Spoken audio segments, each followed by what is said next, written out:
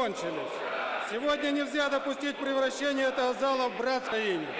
Очень важно, что в центре внимания программы стоит человек и его интересы к движению. Их среда обитания неразбериха в обществе, когда в мутной воде профессионализм никого не...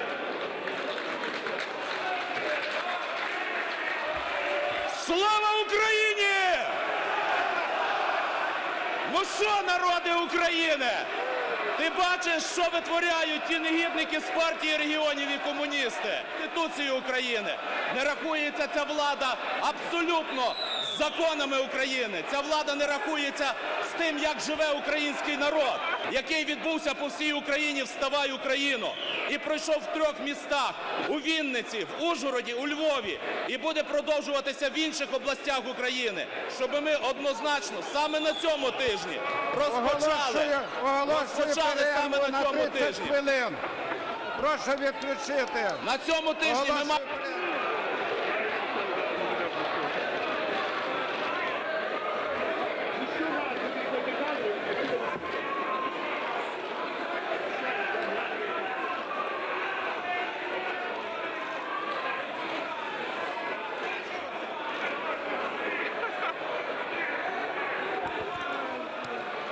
Заспокойтеся! Що ви робите? Шановні колеги, перестаньте, що ви робите? Що ви робите?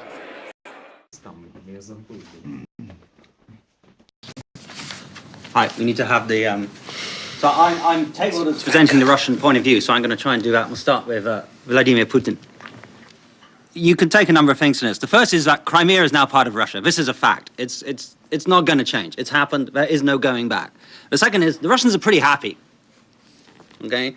And they're really not very bothered by any sanctions or other threats that we throw at them. And if we think we can change their point of view in any way, shape or form by threatening them, we are wrong, simply put. Also important was certain things Vladimir Putin said in his speech today. Importantly, he went on a lot about Western hypocrisy, and I'm going to come back to that soon. But also, right at the start of his speech, he said a number of things which were designed to reassure non-Russians in the Crimea.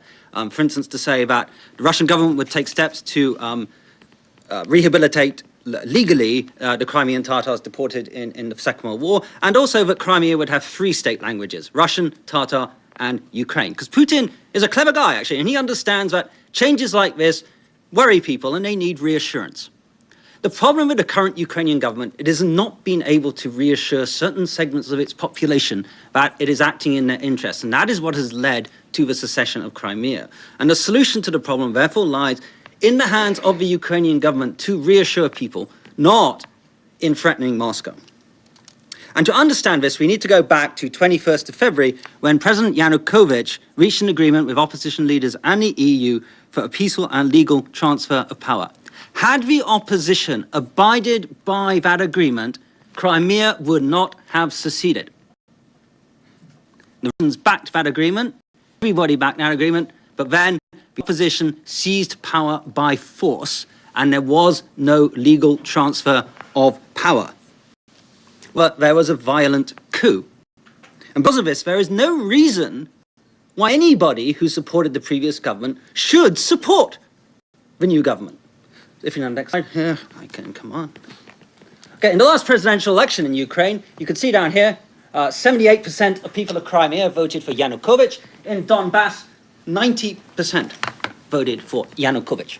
So why on earth should these people support the new government which came to power by force? I can think of no legal or moral reason why they should. Now, they might if they felt that the new regime represented their interests, but it is unable to persuade them of that because it owes its position to radical national elements, as seen by the fact that one of its first acts was to repeal a law which gave Russian and other minority languages some official status. In fact, the direct opposite, therefore, of what Putin has just announced for Crimea. Making matters worse is the prominence of fascistic groups among the protesters who overthrew Yanukovych. So the new Ukrainian government contains 6 members of the Svoboda party, whose leader Oleg Tyanobok is here. And in the next slide, we see what I think is Kiev City Hall. You see the Svoboda party logo there. Next to that's a white power symbol, and next to that is a Confederate flag. And then here is a picture of Stepan Bandera. Now, I'm sorry, Dominique. I mean, you may say they're heroic resistors, but if you're Russian, Stepan Bandera is a Nazi collaborator. Simply put. And you might say that the modern Banderaites don't go around killing civilians, but people don't, I mean, that's a nuance which is very subtle for people to understand. All they know is they see a picture of Stepan Bandera. And it worries them. And quite rightly it worries them. It would be you if you had their background and their knowledge. Now, to be fair, Svoboda Party are not fascists, but there are people associated with the revolution to whom that label is well suited, particularly the right sector guys. We could probably move the screen down a bit if possible. You can see, for instance, at the top on that guy there, a sort of swastika type symbol. Down here they have the Wolfsangel rune, which was of the Galicia SS division, I believe. On the shield there you have the numbers 1488. 88 stands for HH, Heil Hitler. Okay, and a lot of these sort of symbols floating around the people who undertook the revolution in Maidan Square. Now, supporters, and here also you can see these peaceful protesters. We complained that the government was attacking peaceful protesters. Here they are peacefully protesting in Kiev.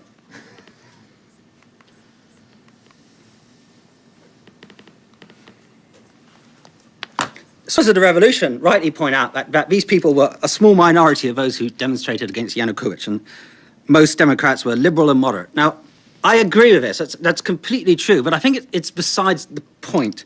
Because in the first place, it wasn't the peaceful demonstrators who overthrew Yanukovych. It was these guys.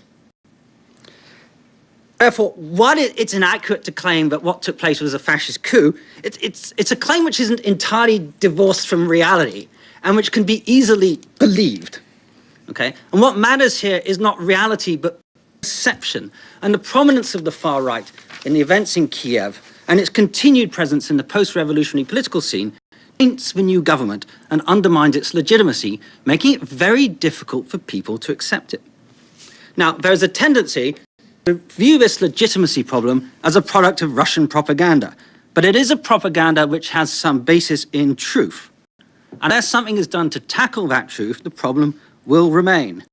Russians can see for themselves what happened and what is happening and draw their own conclusions. And that's true not just of official media sources, but unofficial ones like the internet and social media. So take, for instance, this video, if we can have the next video, please, which shows a recent speech by prominent Ukrainian businessman Gennady Balashov in Maidan Square. He said this just a few days ago.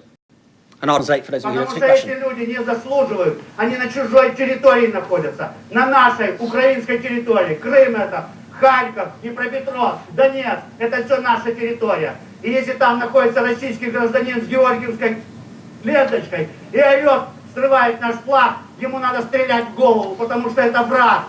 Okay, what he's saying is this is our territory. If you see a Russian citizen here, shoot him in the head. That's what he just said. And I see that the crowd now applauds this outrageous statement. That's not exactly what he said, but whatever. He said, shoot him. If you see a Russian citizen with a St. George cross, shoot him in the head. And they shout, Maladiets, Maladiets, good guy, good guy.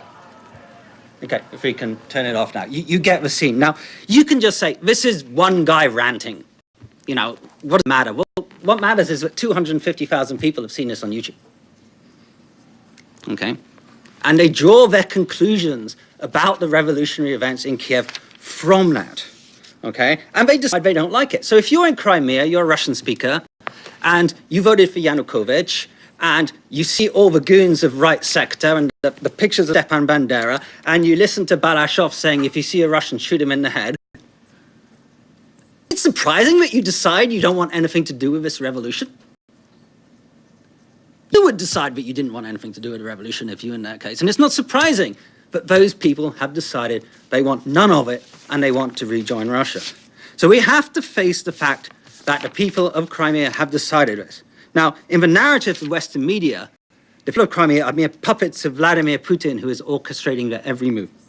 But we should not assume this is the case. In other countries, we celebrate what we view as people power. So you may remember these images from the Cedar Revolution in Lebanon. You know, here's The Economist, okay, praising the stirrings of democracy in the Middle East. The Economist nowadays denounces Vladimir Putin, what's happened in Crimea. But what The images are identical. Okay. They seem pretty happy with what has happened. Okay. We have to face it that the people of the Crimea did not like what happened in Kiev and have rejected it of their own free will. For this reason, denunciations of Russia for invading Crimea are out of place.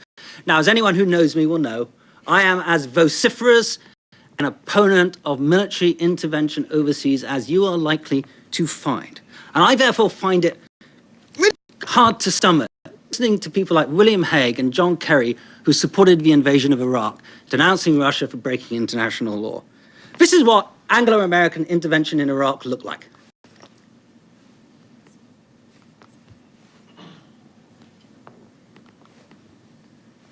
Okay, this is what the invasion of Crimea looks like.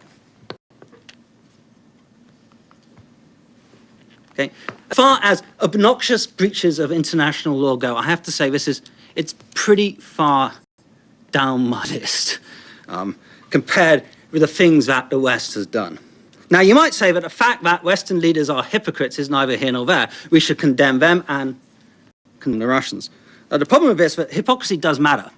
Okay, Putin went on about it in his speech a lot, because other people see hypocrisy and they react against it. And Russian actions can be seen as in part a reaction against the behavior of the West over the past 2 decades. I have a strong feeling that Putin, along with a lot of Russia, is exasperated beyond belief with the West.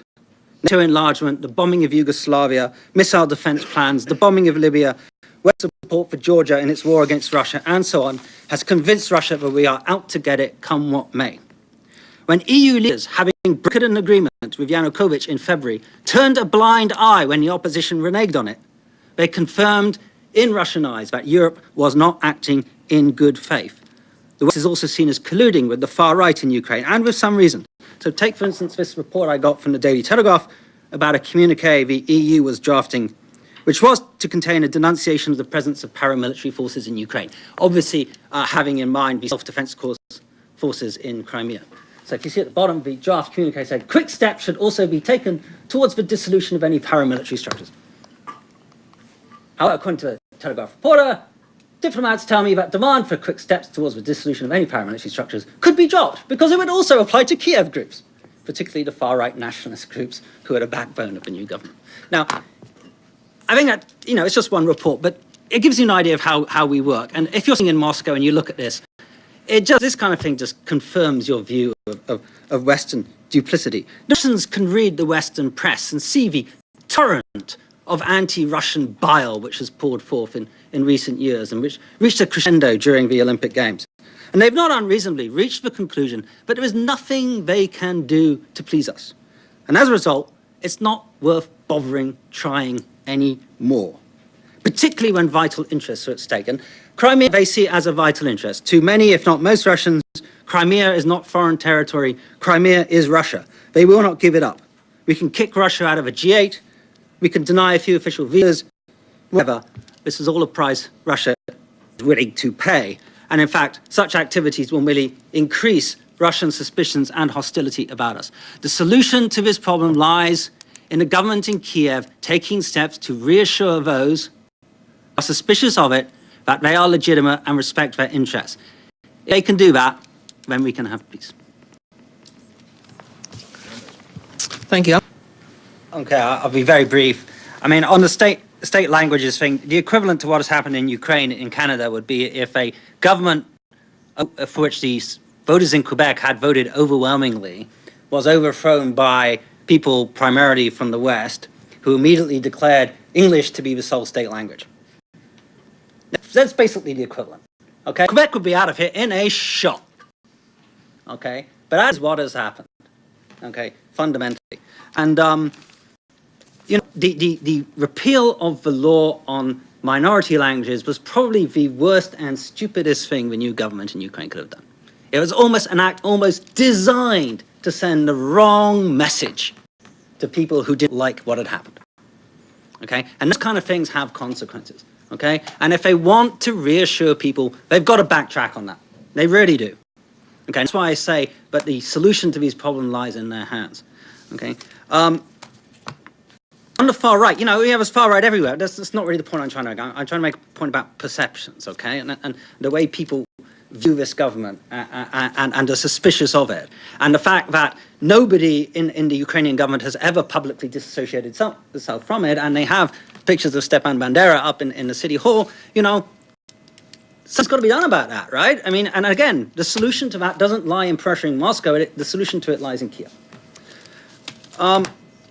As far as fundamental norms are concerned, you know, no one has gone on more against, you know, protecting fundamental norms than I have. I mean, Phil could probably back me up on this one. You know, and Errol says, you know, we can't allow people to say they have a responsibility to protect. Well, I say that many times, right? I've said that over and over and over and over and over again, okay? But nobody has done more to undermine the fundamental norms of international order than the West, who in the past 20 years have rolled back and rolled back and rolled back the limits and restrictions on intervening in other countries, be it through arguments for preventive war or arguments for R2P or humanitarian intervention or whatever. We are the ones responsible. And if we really care about international law, we have to start with ourselves. Okay?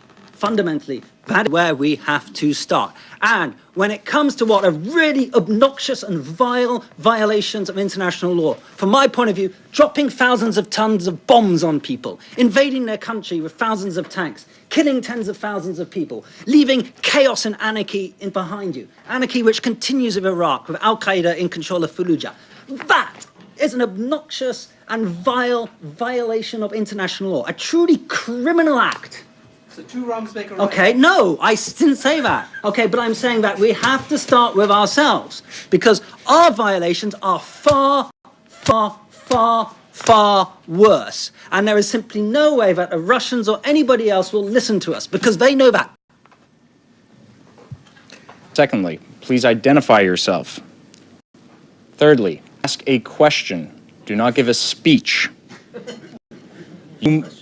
A short question. You may be passionate, as our panelists have been, but be polite. And if you do not respect these rules, I will shut you down. So, please. Thank you, Bob, for the question. I agree that the response to date has been weak. But, you know, keep in mind, we have Russia being able to hold a stranglehold over much of the economy of Europe because of the gas supply. So what I've been hearing is that people are putting together a long game strategy, which could involve a longer financial and economic game plan with Russia in terms of the links, in terms of trade, in terms of financial institutions, in terms of basically showing that Russia's on the wrong side of history, that you can't do the sort of stuff that Russia's doing and still be regarded as one of the preeminent players in the international financial, economic, and political spheres in the world. There are sanctions which, if put into effect, would have drastic effects in Russia. There's the bank settlement system. If America wanted to use it, could cripple some of the big Russian companies.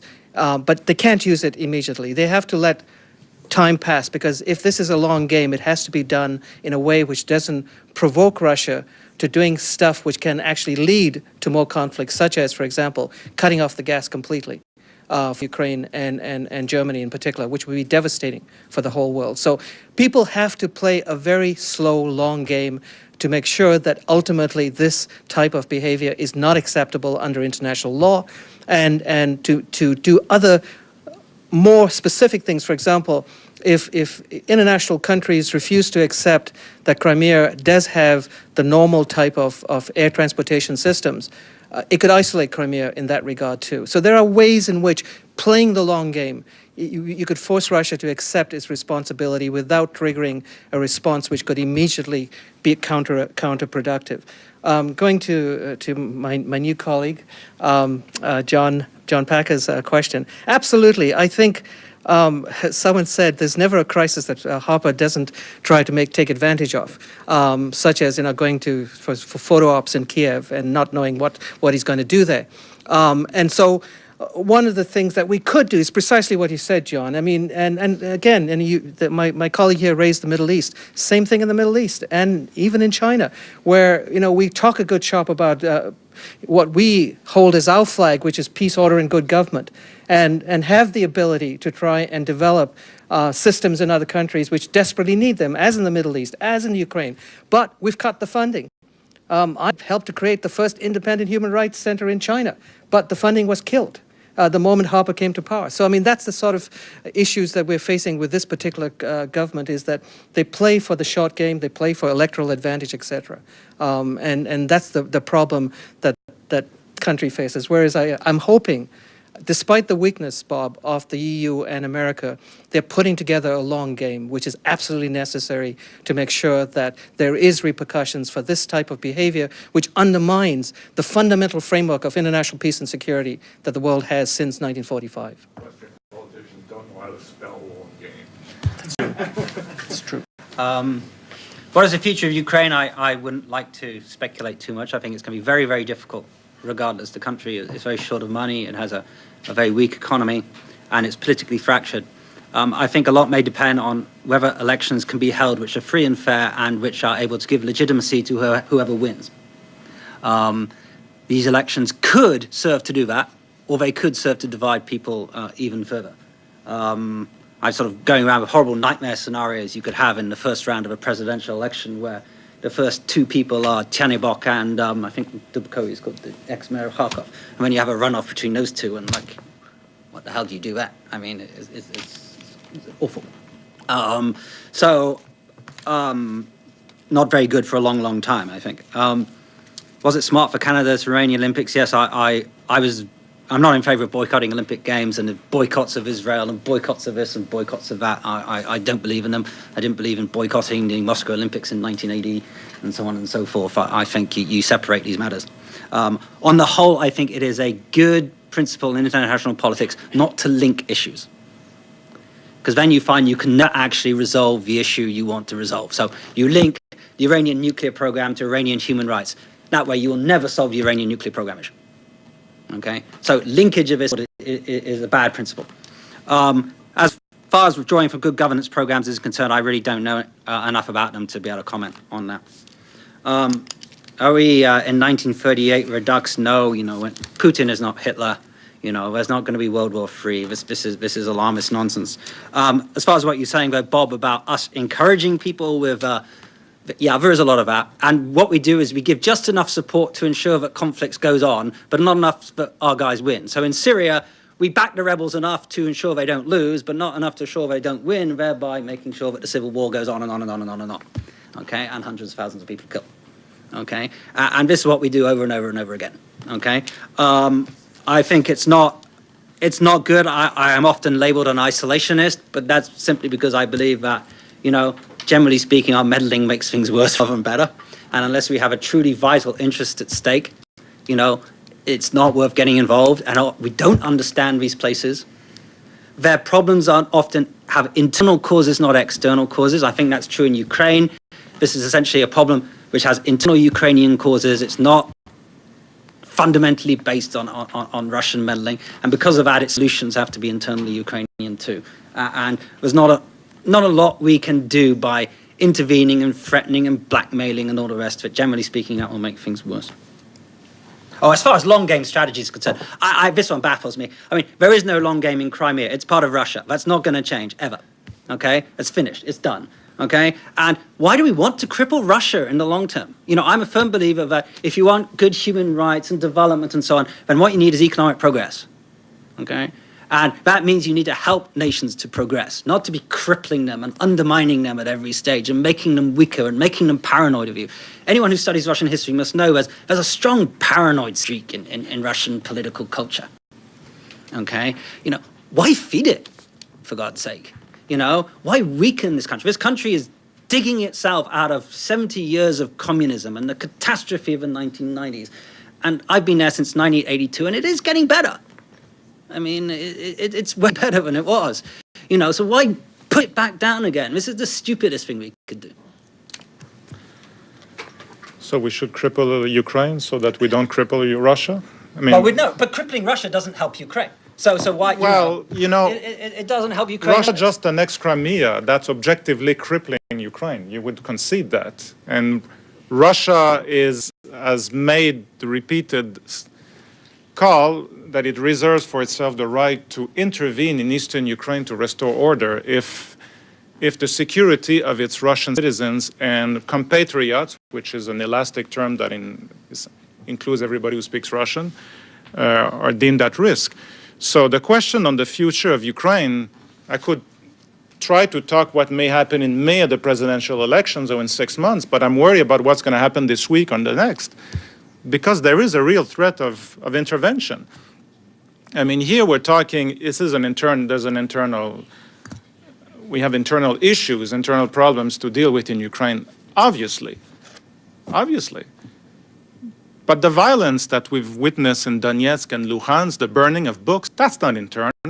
I'm not saying these are all imported Russians from the border, but we never seen the St. George flags in Ukrainian politics. For that matter, we've never seen, outside of a marginal party that was marginal until the leader of the party was installed as prime minister by the Russian army, referring to Aksionov, got 4% of the vote by the win the last provincial election in Crimea.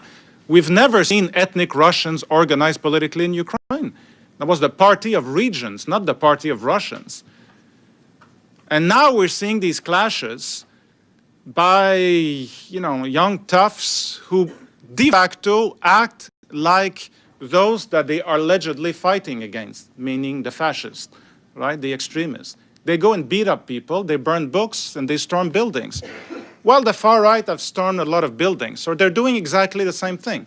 So let me worry about that and worry about the far right in Ukraine. But why should we unilaterally worry about the far right in Ukraine? So on the question of the future of Ukraine, I'm worried about what's going to happen in the next week. It doesn't look good. If we get to the presidential election, the big challenge in Ukraine is to find a candidate, actually is to find a political system that is inclusive of both Eastern and Western Ukraine, which doesn't work in a mostly presidential system. But I don't have time to go into details. I'm actually writing about this. It could happen quickly on Canadian politics. You covered Sochi, I agree with you. Good governance, I thought that CBC.ca had kept, I know that CBC.ca as the only European country or Eastern European country kept in the books, like as a special section in CBC.ca, is Ukraine for internal Canadian political reasons. So I don't know if they actually quashed the good governance, but I thought good governance was part of what they were doing and in CBC.ca. As for the West, 1938's redux, I think it's more like 1930s, 40s redux, Soviet and German policy of using the ethnic principle to annex territories. Yeah. I'm not saying that the nature of the Putin regime is akin to the nature of the Nazi regime, or for that matter, of the Stalin regime. Obviously not. It's the principle that destroyed the foundations of the international order in the 30s, and we know what the consequences were, and which now is endangering the international order. You change the boundaries. That's what I'm saying. What should be the West response? Well, that's the big question, which I will simply say: will the West have the political will to bear the inevitable internal cost of trying to punish Russia? Maybe not cripple, but to inflict a certain degree of pain on the economic pain on the assumption that needs to be verified that could have a political effect in Russia. But that will necessarily have an economic cost here. Will there be that kind of political will, both here in North America, but especially in Europe? My name is Bob Haig. I'm a senior fellow at the university, and a number of years ago I was responsible for Eastern Europe, including Russia and Ukraine, and foreign affairs. I can confirm, certainly when I was there was a very active CETA program in Ukraine. It included good governance, and I have not heard that program is at an end. If I could just give one anecdote, and then I do have a question, but I was with the Governor General in her visit to Ukraine a number of years ago, now the Chancellor of the University of Ottawa, and we were at a meeting and with Yushchenko's team in planning the visit. This was before she arrived. And at the end of the meeting, I heard them speaking to one another, a young group of young men, and they were speaking Russian to each other. And I turned to the protocol officer from Ukraine and I said, they're speaking Russian. And he said, you know, I've told them so many times not to talk Russian to each other. And I took this as a symbol, in a way, of Yushchenko, the granddaddy of the Orange Revolution, and unfortunately his own political career didn't flourish. But the people around him were prepared to speak Russian. Young people were prepared to speak Russian to one another. And it appeared to me at the time, perhaps naively, how well the system at that time seemed to be working in integrating Russians into the Ukraine system. My question is, and I think it was, a month ago, we all marveled at the closing ceremony of Sochi and what Putin and the others had done in those games. And it's hard to imagine that that was so short a time ago. It's also hard to imagine that this, what's happening in Crimea couldn't have been done overnight. And do you think that there was planning, prior planning for this event? Obviously, they didn't know Yukhanovich would flee the country. But it is surprising to see how well this whole thing has been orchestrated in such a short period of time without something already on paper or in the ether to allow it to happen.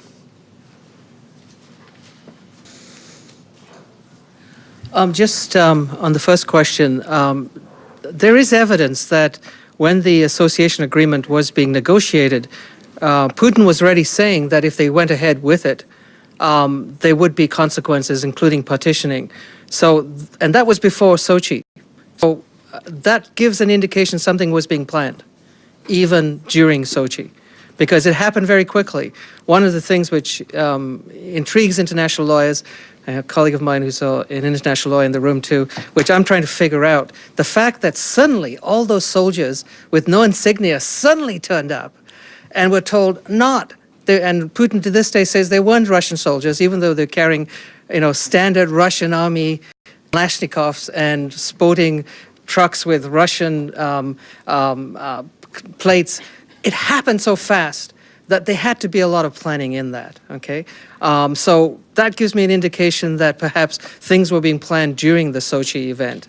And to this day, I'm trying to figure out, was there a breach of any IH, international humanitarian law, by the fact that they weren't having any insignias on this? We can have a debate about that some other time. But that's curious. I mean, the fact that that could have happened so quickly. Secondly, in terms of the OSCE playing a part, one of the things which I'm hoping that some leader who is interested not just in photo ops, but actually trying to be effective in this crisis, would try and create perhaps an idea to have a joint Ukraine, Russian, maybe EU commission to examine whether or not there should be more protections for the Russian-speaking minorities in the eastern Ukraine, which could prevent Russia using it as an excuse to go into that. And if Obama or somebody else with credibility could put something like that idea together, perhaps that could have room to play. What was the final question? Oh, China. Yeah, I'm very worried about this as a precedent for China because could it be used as a precedent for invading Taiwan? Absolutely. And then all hell breaks loose because there is an agreement with the United States to protect Taiwan. So that's why I'm saying, as an international lawyer, I'm extraordinarily concerned about the precedent that this is setting, and not just with Taiwan. As this is expanding the discussion, as climate change happens, and as you have more and more demands for water, for resources, China one day is going to be running out of arable land. They're going to be running out of water. What excuses could they use in the future to go into neighboring countries? This could be a precedent. So I think it's very worrying that precedents are being set which could then be used in different contexts. And people should be worried about that as much as what's happening in Ukraine and with Russia. Was it planned? I don't believe so. I don't think anyone expected what happened in Ukraine to happen.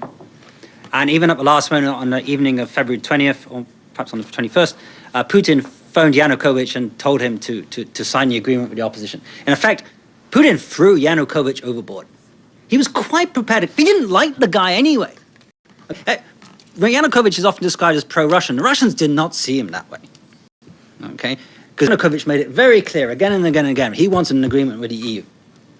Okay? He was not regarded as pro-Russian. In fact, the Russians got on much better with Tymoshenko. Okay? Tymoshenko went to prison, allegedly, for signing a treaty with Russia which favored Russia at the expense of Ukraine. That's actually why. That was the charge against him. I agree with that. Okay? So the Russians actually preferred Tymoshenko. Okay? So they were prepared to throw him out, and Yanukovych out, and, you know, it wasn't on anybody's mind that there'd be a revolution in Kiev and a coup d'etat and any of this stuff. So I think I always go for the cock-up theory of history much more than a conspiracy one. I don't see a long-term Russian conspiracy here.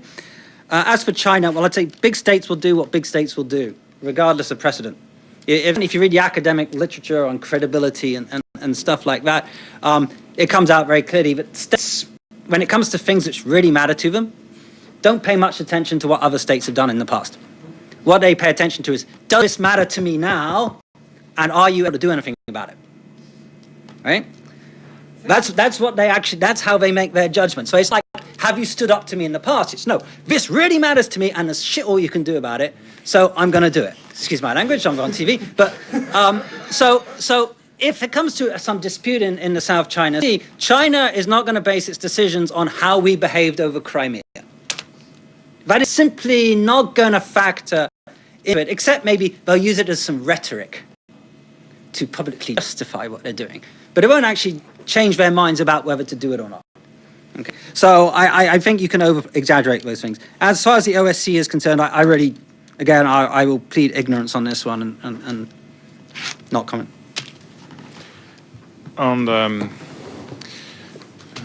According to Russian and American sources, but again, the American sources came from Russian sources, they're still, despite all the electronic media is totally controlled, but on the web, even though the pressure is getting more intense, there is still a degree of investigating reporting going on in Russia. So what has been established is that the decision to invade Crimea was taken by 4 individuals, President Putin and 3 close advisors, who all hail from the good old Leningrad KGB days. So collaborators that have been around with him for 20, 25, 30 years. One of them is Sergei Ivanov, who's the current chief of staff, former minister of defense. Another one is the secretary of the Security Council. The third one is the FSB, so KGB head, and then Putin. Why is it significant? Well, that was taken the day before the effective invasion, 2 weeks ago. It was not discussed in any institutional setting. It was not discussed at the level of the ministry, let alone the Minister of Foreign Affairs or the Minister of Defense. So this is a decision that was taken outside of any institutional settings, checks in Russia. There was actually a meeting of the Security Council and the famous former astronaut Matvienko, Valentina, who ended up on the list yesterday, came out of the meeting and said, well, invading Crimea is impossible. And the invasion took place within 24 hours because then the decision was taken afterwards, which suggests that there was politically no conspiracy, long-time conspiracy preparation, which is not to say that there was no contingencies already in place, like all security services or armies obviously have contingencies, so they could do it fairly rapidly and using this, technique of no insignias and so forth. China, I'll leave it to the experts here, but it's the precedent, and China abstained at the Security Council. Abstain because they don't like the precedent. By the way, Kazakhstan doesn't like the precedent either. Actually, nobody likes the precedent around Russia. Even the the staunchest allies. I'm sure Belarus doesn't like the precedent. OSCE, can't really, I'm not equipped here to answer the question as to, in the current dire circumstances, what could be its possible role. Good afternoon. I'm Arsnuk, PhD candidate and Master's in Public Affairs with a concentration in Russian and Eastern European Studies. I just want to make a short comment before my question, and that is, I'd like to ask everyone to respect Ukraine's statehood and sovereignty by not saying the Ukraine, but just Ukraine, just a comment. My question is, for you gentlemen, is what you foresee happening after the March 21st truce deadline, and if you can foresee the same Russian military aggression moving into eastern Ukraine.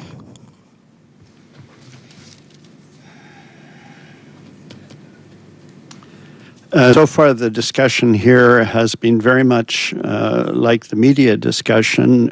Ukraine is a geopolitical crisis, and very little discussion has been had of Ukraine as a failed state. The failure of the last 10 years, the hope of the Orange Revolution, and so on. Could each of you say something about the nature of that failure? I don't think any of you are arguing that the failure was just a product of outside interference. So could you say something about that? You've alluded to the issue of decentralization and federal structures and so on. But perhaps if each of you could address that a bit. No third question? No? Okay. Yeah. Sorry. Russian troops move into eastern Ukraine. Well, I think that depends on what happens next. I mean, I'm not like Dominique and thinks it's bound to happen. I actually think Russia does view Crimea as something distinct in the way that, you know, it doesn't Donetsk. I mean, Putin today made a speech about, you know, the importance of Crimea and how St. Vladimir was introduced to Christianity here and so on and so forth. You know, Donetsk isn't really the same. Donetsk was founded by a Welshman called Hughes in the late 19th century. His first name was Hughesovka. You know, it doesn't really quite have the same, you know, cultural, historical resonance, okay? It doesn't have the same, you know, historical background in the sense of having been part of the Russian Federation before it's part of Ukraine, and it's not a distinct and obvious Ostrov Krim, you know, island Crimea, as the book writer Aksionov once wrote about Ostrov Krim. So it's different, right? And if things go horribly bad in eastern Ukraine, then I think it's quite possible that Russian troops would move in. So I don't rule it out, okay? But I don't actually see it getting that bad. We've had a few riots with a couple of thousand people. But they don't hang around. They storm a building, then they go back home. They're not camping out permanently like in Maidan Square. They seem to have, you know, they don't have sufficient mass support to push it over the edge at the moment. So I don't see things at the moment getting so bad that Russian military intervention would happen. That's not to say but it couldn't get worse if, for instance, you have some horrible presidential election campaign which proves to be highly divisive and lots of intimidation and the wrong guy wins and all sorts of stuff like that. So it's not impossible, but I don't actually see it happening. And I don't think the Russians want it either. The Russians don't want chaos on their borders. No one wants chaos on their borders, okay? Actually, what Russia would like is a strong, rich, stable Ukraine they can sell a lot of gas to, right? I mean, that's the idea. As far as nature of Ukraine as a failed state is concerned, I have insufficient expertise on this, really. I think Dominique is a much better person to comment on that one than I am, because my expertise is much more in the area of Russia. So. Me? Okay. Well, on the March 21st truce, there's been shootings in Simferopol, I don't know if it's Simferopol, Sevastopol, probably Sevastopol, anyway, in Crimea today, there's been an attempt to storm one of the garrisons. So I don't think there's much of a truce going on. Things are, the announcement for the annexation was supposed to be Friday. It was this morning. Everything is, in an accelerated calendar. Indeed, it's Ukraine, Ukraina, not the Ukraine. That's not their Ukraine. That's 25 years of... But I think it's important that the international media talks about Ukraine, whether it's the Ukraine or Ukraine. The fact is, it's an international story, and people learn that kind of cultural sensitivity.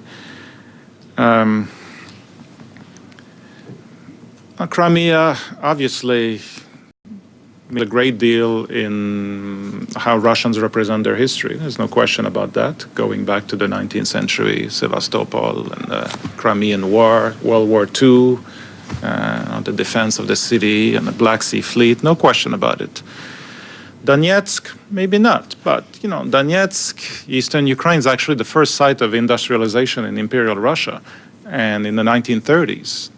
Big-time industrialization, that's eastern Ukraine, the dams and so forth. Stakhanov came from eastern Ukraine. So there's something still. The miners, who's supposed to be like the leading, like the avant-garde of the working class, were mostly in eastern Ukraine and Donbass. So there's something, maybe not as powerful, I don't know. But what about Kiev, the mother of all Russian cities? That actually, when I talk about psychological predisposition, of course, Bandera is high on the agenda, but it's also Ukraine's ours, because by the way, we come, no, not from Ukraine, but from Rus, right? And that's, you've got two national narratives that are clashing. Nothing spectacular about it. You find that in other parts of the world, except now we're in a war situation. So we shouldn't underestimate the emotional resonance that Kiev has, and therefore Ukraine. And if there is to be increasing, well, there is already increasing pressure leading to direct or indirect intervention, it's the whole package of we have a problem with what's happening at the center, because the center is Kiev, and Kiev is us, should be us, should be Russia. Ukraine is a failed state. I don't think it's a fair characterization. When I think failed state, and when I look at the literature, I think Somalia, for instance, where basically a central authority is unable to rule over its territory. So Somalia is still recognized as an independent state with the boundaries because that's how the UN works. But we know there's no effective government that rules over this entire territory. You've got warlords that are basically controlling chunks of the territory, and there's many, many of these failed states. You could say unscientifically that Ukraine was some kind of a basket case because economically, it's nowhere near its potential and so forth, but it's not like it was in a case of, or state of constant political paralysis. It has been functioning, certainly from the point of view of the Maidan, the opposition, the Orange, frustratingly and so forth, but has been functioning. It was actually some kind of open system democratic under Yushchenko, which you had a degree of institutional paralysis towards the end. Now it was turning into an authoritarian state, but kind of incomplete one. And now listen, we can have various views on the Maidan. We can focus on the far rights and the acts of violence. By the way, we're reacting to the shooting, the police shooting at them. But we can also see the Maidan as an incredible case of a civic first mobilization turned into insurrection against a regime that increasingly was using excessive force to the point of actually shooting its own population. Now that civic element, which cannot be reduced to the far right, they were the front lines, shows to me an incredible resilience of civil society, more than resilience, kind of a civil society coming about. So failed state, I don't think so, except now under that kind of extreme stress, will we observe a situation now where eastern Ukraine, it's not like eastern Ukraine is going to go Russia, but eastern Ukraine will start fragmenting within itself, because that kind of pressure often leads to divisions. That's why I'm very worried, because all signs point to increase that kind of, you say, well, they just do this and then they leave, and until we really have chaos, then we may think of intervention. But that's not the logic of Russian policy. It's the claim of chaos. The claim of chaos will lead to intervention. Now, show me the chaos in Crimea 2 weeks ago. It was no chaos, but that was the claim because the fascists were in Kiev, 1,000 miles away. They were supposedly about to go and invest the peninsula, which was pure fantasy. You had the Malays in Crimea, no question about it. But chaos? So precisely the policy is to give the impression of increasing chaos to then justify that kind of crude intervention. Quickly, because I know some of you haven't had lunches yet. Quickly on the possibility of going further than Crimea. The Duma apparently has passed a resolution saying that it does give Russia the opportunity to go into Donetsk and other parts of eastern Ukraine. So the Duma is already there. The long game that I've been talking about, hopefully some of the world leaders have basically been saying to Putin and his close circle of ex-KGB people that there are sanctions that could cripple you, and there are. They haven't used it. Right now it's just focused on individuals and travel bans, etc. But there are potential sanctions, two in particular, the banking section and other types of financials which could cripple Russia.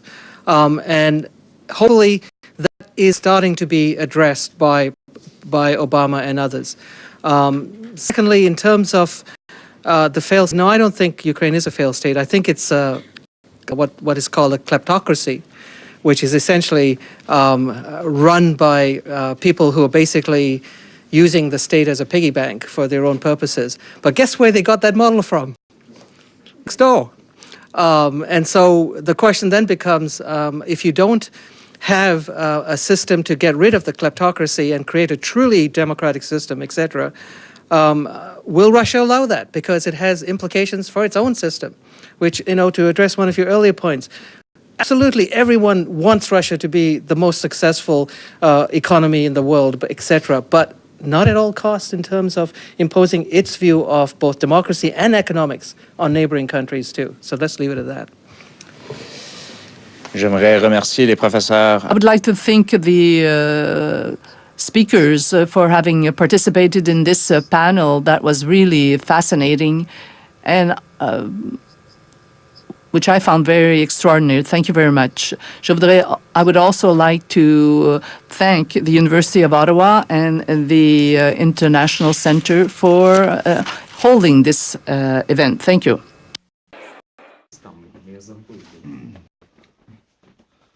Набери.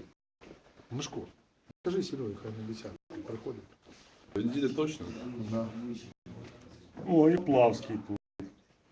От, хто тут є у нас? Ага. От, оці. А донька цих людей, вона приймає російське громадянство прямо зараз. Паспорт. Яка? Ну, от оцих товаришів. Сумської. Сумських. Да? Вона не сумська, тому не це якісь. Донька Сумської. Слухай, а твій родич Тимур Мірошниченко? Просто прізвище таке. Ні, до речі, Тимур Мірошниченко, я його не знаю, але він хоч трохи українською говорить. Там що. А це гроші. А чого ви сюди прийшли сьогодні? Розстраює всю Подобається нам перший національний. Ми просто хочемо з'ясувати, якою національність він представляє, яку країну. Тому що таке враження, що у нас перший національний за наші гроші з нас знущається. Причому дуже давно. Хочемо зараз пана Пантелеймонова запитати, що він транслює наживо події в колонному залі Дома Союзу в Москві. От, транслює шабаш сепаратистів акт з'єднання з Москвою. От, і порушення територіальної цілісності України. Що це за московська пропаганда? Що пішли?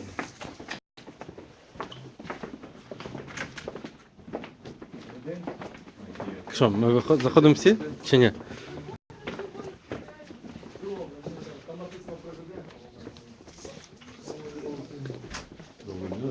Ми йдемо всі чи ні? Після вас.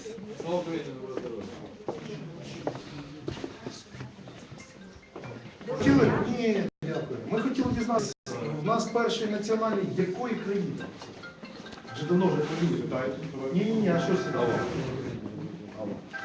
Ви скажіть нам, якої нації, якої країни перша національна? Давай, нам вже просто набридло дивитися те, що ви транслюєте. Останній край от Богдан Бенюк, народний депутат, заслужений артист, так? Народний артист. Народний артист. Я переконаний.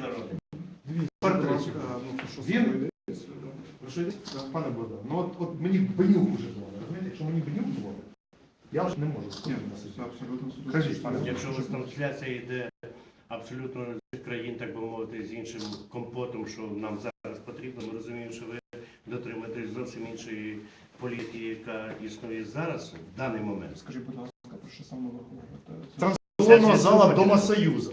Кому ви її транслюєте? От питання у мене.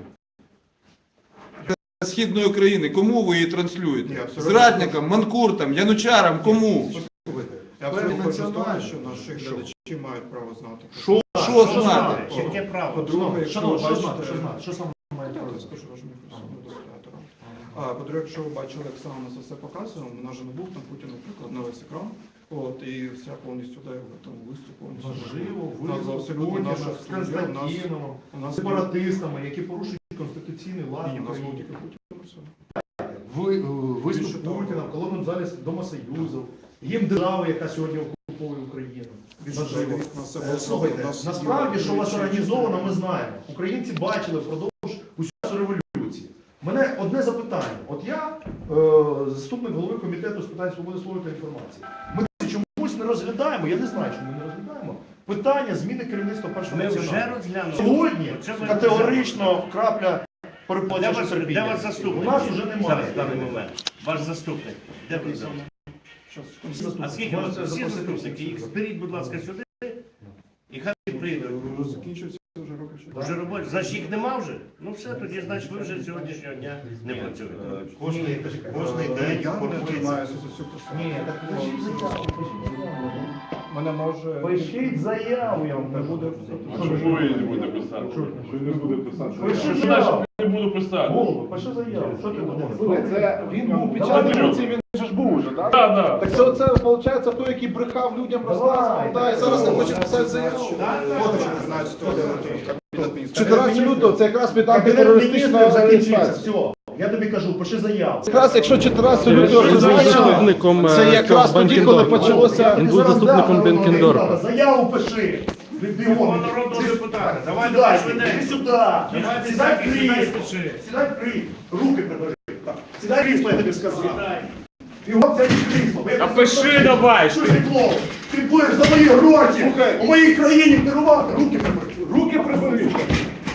Сідай сюди. Сядь. Сиди тут. Зараз тобі от бумажка. Сиди, будь ласка. Бумажка.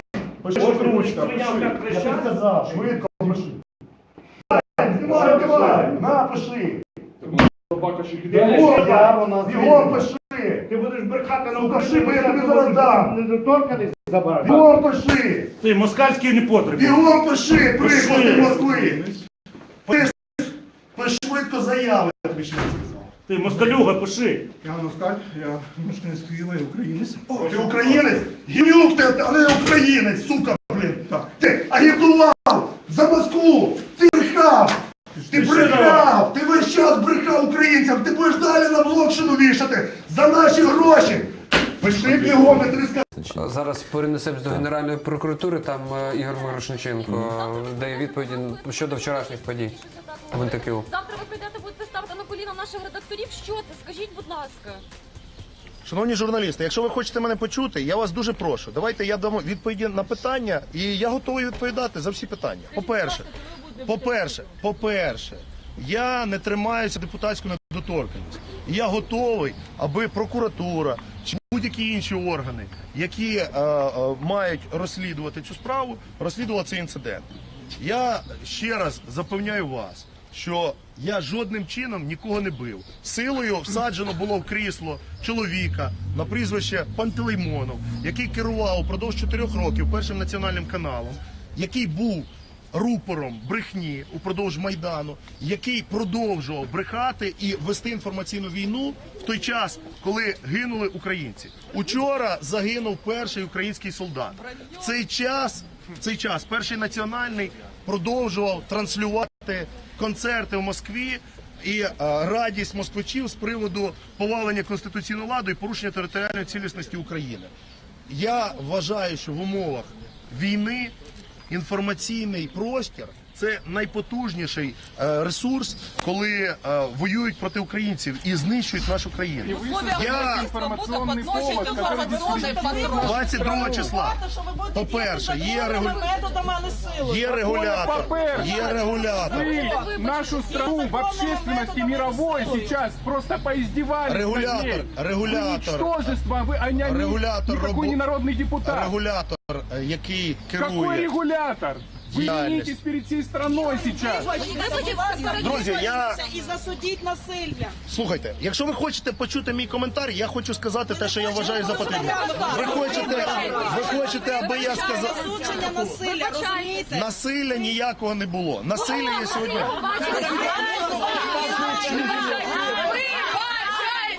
Вибачайся! Вибачайся! Вибачайся! Вибачайся! Я дуже дякую. Вибачайся! Вибачайся! Вибачайся! Ви хочете почути позицію, чи ви хочете... Оце ваше... Мы видели вашу позицию, мы ее увидели наглядно. Національна рада з питань телебачення і радіомовлення рекомендувала усім телеканалам відключити трансляцію російських телеканалів. На жаль, це сталося пізно. На жаль, Нацрада з питань телебачення і радіомовлення немає сьогодні. Вы журналист, что вы говорите? За що, вибачте? Ви за те, ви хочете, щоб ребят, пожалуйста. Якщо ви журналісти, ви маєте... Хочете почути мою позицію? Як я можу почути, якщо ви мене не чуєте? Услышьте, пожалуйста, услышьте. Вы сделали все для того, чтобы Киселев показал о том, как бендеровцы разгулялись в Киеве. И для того, чтобы Юг и Восток в очередной раз призвал Путина. Это лежит на вашей ответственности. Лично на вас. Я хочу дати відповідь вам просту. Давайте тільки, якщо ви ставите питання, ви дослухайте до кінця. Я ж хочу дати відповіді, чи ви хочете це, чи ви хочете скандувати. Ви хочете почути від мене те, що ви хочете, чи те, що я вважаю за потрібне. Да, у меня вопрос. Будь ласка, ви тільки питання ставите? Да, вопрос. Вы отдаете себе отчет, что вы сыграли на руку Киселеву и Путину? Я хочу сказати, що українська національна держава незалежна грає на руку Путіну і Киселеву в принципі. Навіть якщо українці будуть мовчати, Путін завжди знайде привід для того, щоб... Платять, ви ФСБшники чи як? Звичайно, я ФСБшник. У 2004 році я єдиний був, який боровся з Кисельовим на телеканалі НСТВ. І нікого з журналістів не було зі мною солідарних, коли я за 1,5 місяці не мав права. Ви працюєте на діло цієї п'ятої колони, розумієте, у Верховній Раді. Шановні друзі, тобто ви не хочете чути альтернативної точки зору. Я не можу давати відповіді, якщо ви мені не даєте. Я не застосовував силу. Ви застосували силу, я вам показую фотографію, а є ще відео, яке ми всі бачили. Над ким насилля? Наді мною насилля чинить перший національний канал щодня, коли ретранслює програми ворога. Ретрансляція. В лучшем случае 1,5. Ви можете мене почути? Дайте мені хвилину. Дайте мені хвилину. Здай мандат! Здай мандат! Суд розбереться. Чи маю я право? Сдай мандат! Сейчас порвите свое депутатское удостоверение. Сейчас это сделайте. На якій підставі? Потому что вы честный человек. Шановні друзі, Отвечайте за свои ви слова. за право. Я їй розкажу. ми видели, какое Я у вас готовий відмовитись від депутатської недоторканості для того, щоб... Я вже відмовився Сейчас практично. пишите заявление прямо Я готовий сейчас. відмовитися від депутатської недоторканості для того, щоб суд абсолютно справедливо розслідував цю справу. Перше. Друге.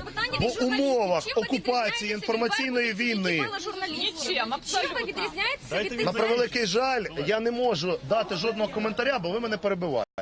Чим ви відрізняєтеся від беркутівців, які вбили журналістів? В умовах окупації і війни інформаційний простір сьогодні є потужним ресурсом ведення війни проти української нації. Для того, щоб Якщо так, а сьогодні проводити... Шановні колеги телевізійники, прийшли на акцію, дайте йому відповісти, будь ласка. Я ж не можу сказати жодного слова. Ви засуджуєте в недемократичності, а ви, по-моєму, теж демонструєте далеко недемократичність. Я хочу вам поставити прості запитання, якщо ви мені ставите питання. Скажіть, будь ласка, ви можете уявити, щоб, наприклад, 11 вересня, коли було атаковано Всесвітній торгівельний центр у Нью-Йорку, в популярному шоу, наприклад, Опри Вінфрі, виступав у прямому етері Бен Ладен і пояснював свою позицію.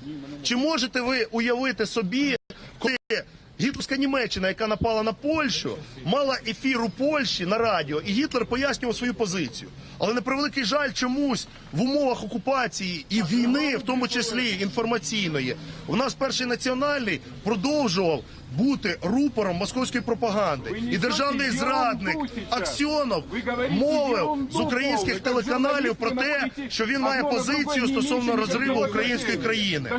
Я хочу сказати просту річ. Москва сьогодні веде потужну пропаганду проти України і жодним чином не надає можливості українцям донести свою позицію. Українські засоби масової інформації використовуються Москвою в тому числі для ведення московської пропаганди.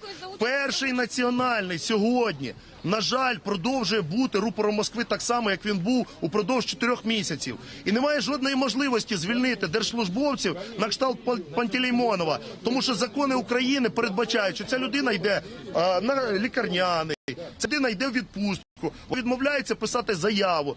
22 лютого я подав у Верховну Раду постанову про закриття інформаційного простору. Люстрація, якої вимагав Майдан, мала початися негайно. Але на превеликий жаль, люди, які репресували журналістів, через яких всі звільнялися з Першого національного, через яких усі заявляли, що там є цензура, продовжують працювати на телеканалі. Майже місяць людина продовжила працювати. Я ще раз кажу, я відповідаю за кожен свій вчинок. Я готовий скласти з себе депутатську недоторканність для того, щоб суд справедливо розслідував цю справу. Я відповідаю за кожен свій крок. І я вважаю, що все, що я зробив, було правильно в умовах окупації і війни, яку веде Україна яку веде Росія проти української держави. Будь ласка, давайте по одному, друзі. Ви погоджуєтесь з тим, що те відео, яке вчора потрапило до мережі, яке 100% сьогодні зранку, вчора ввечері побачили росіяни, побачили люди в Донецьку. Чи ви погоджуєтесь з тим, що ви вчора опустили імідж нашої країни на дуже низьку планку, і ті люди, які навіть сумнівалися вчора в тому, що в Києві немає фашистів, сьогодні можуть в цьому переконатися, і в них буде абсолютно стійка позиція, що люди приходять в кабінети до журналістів, садять їх за стіл і... Давайте для початку визначимося з поняттями. Якщо Олександр Пантелеймонов журналіст, ви вважаєте? Він є менеджером, він є державним службовцем. Він є державним службовцем, який керував каналом. Якщо він журналіст, з таким успіхом і я можу бути журналістом. Давайте розглянемо, я даю відповідь. Давайте розглянемо конкретно взаємини Мірошниченка, наприклад, і Пантелеймонова. Я 15 років працював в журналістиці. Якщо він журналіст, тоді я журналіст. Ми з'ясовували стосунки між журналістами. Якщо він державний службовець, я так само державний службовець. Ми з'ясували стосунки в межах влади, тому що він був представником влади до вчорашнього дня. І він вів діяльність, яка йшла всупереч діяльності уряду, яка йшла всупереч діяльності президента і української армії, тому що він надавав ефір для пропаганди московської ідеології. Жодна нормальна країна, яка перебуває у війні, я зараз дам. Я вам ще раз кажу, імідж України, і він страждає від того, що ми надаємо ефір і інформаційний простір для московської пропаганди. Це найстрашніше. В умовах війни. Підкинули вогонь туди, розумієте? Для Путіна і Російської імперії у вогонь підкидати дрів не треба. Українська незалежна держава уже сама є приводом для того, щоб Москва розпалювала міжнаціональну ворожнечу. І якщо ви вважаєте, що автоматична зброя страшніша, я з вами дозволю собі не погодитися, бо інформаційна зброя уже сьогодні забрала тисячі людей, які свідомо і ментально поруч з Росією, саме завдяки інформаційній пропаганді московських каналів і, на превеликий жаль, українських каналів, в тому числі Першого національного, який всупереч рекомендаціям Національної ради з питань телебачення і радіомовлення ретранслює програми Москви. Я нікого не бив. Я змусив державного службовця, людину, яка так само, як і я, є державним службовцем, написати заяву про відставку, аби він не продовжував маніпулювати свідомістю українців. Я вважаю, що в Україні сьогодні нагальною є потреба закону про люстрацію. Поки немає цього закону про люстрацію, чиновники продовжують залишатися на своїх посадах. І ті люди, які засуджували людей на Майдані, ті люди, які маніпулювали свідомістю українців, ті люди, які репресували українців, продовжують сидіти на своїх посадах. Я не маніпулюю. Я вам говорю факти. Сьогодні тисячі держслужбовців продовжують залишатися на своїх посадах, тому що закон про люстрацію не працює. Вас треба люструвати, кілер вас. Нам будувати на каналах барикади від вас, чи що? От який канал ви Державний канал, який працює за кошти платників податків. Він не може бути антидержавним, антинаціональним. Напишите, пожалуйста, заявление. Вы кричали, что готово. Вот вам ручка. Я вам іще раз кажу, я звернувся. Мы бить не будем, честно. Мы не такие, как вы. Я нікого не бив. Вы пили. В чому я не прав? В чому я не прав? Я не буду вас бить, готовы написать заяву. Звичайно. До тих пір, поки... Я вам ще раз кажу. Я відмовляюся. Заяву! Яку заяву? Заяву! Яких депутатських повноважень? Відмовляюсь від імунітету. Від імунітету. Чому це від мандата? Потому что вы испоганили все идеи Майдана. Вы испоганили все идеи Майдана. За мене голосували виборці. Виборці вирішили. Частина України, яка реально боїться бандерівців. Ви всім показали, що насправді ви втірвалися я є до влади. українцем. Я не кажу, що Українець і бандерівці ви – це розумієте, тотожні яку поняття. картинку вигідно ви зробили для сходу України. Зараз схід в тривозі, а ви показуєте на цілу Україну, що до влади дорвалися так звані бандерівці, якими нас обзиває весь світ тепер. І ви демонструєте вигідну ілюстрацію. Я також вихідець з Львівської області. А я з Східної України. Я дуже за вас рада, але це ви зробили дуже вигідну картинку для того, щоб на сході України люди боялися і в Києва, і вони реально будуть думати, і вони бачать, що до влади дорвалися неадекватні люди, які силою намагаються вибити якісь показання, заяви. Давайте без сили, напишіть, ми тут всі журналісти, напишіть заяву, складіть свій мандат. Я ще раз просить вас написать, Я ще раз будет, в отличие от вас. Я ще раз хочу сказати, що сьогодні не картинка з Москви страшна, а страшна пропаганда, яка продовжує вестися на сході України. Напишите заявление. Я відмовляюся від депутатського імунітету. Суд має чесно слідувати цю справу. Пожалуйста, напишите заявление. Я не знаю, я вам ще раз скажу. Суд мог расследовать Він это все. розслідує, я напишу в прокуратуру 2 заяви. Перше, розслідувати. Напишите сейчас. Я напишу. Я чесна людина. Ну напишите. Докажите это людям. Ви вчора змусили Вы понимаете, вам всей Украине надо это доказать. Вы сейчас всей Украине говорите. Я не знаю, як це. Ми треба звернутися до прокуратури. Я не знаю, як треба відмовитись від імунітету. Це очевидно Верховна Рада. Послухайте. Ви можете говорити емоціями, але разом з тим ви не можете усвідомити, що емоції працюють у кожного. І коли нас принижують на Першому національному за наші ж гроші, то очевидно емоції також говорять. Я ще раз вам говорю, у Верховній Раді на першому ж засіданні я поставлю питання про те, щоб з мене зняли депутатську недоторканність, і суд абсолютно чесно розслідував цю справу. Якщо на Верховній Раді на засіданні я ініціюю, я не знаю, як це робити. Ну вот то, что вы говорите, напишите.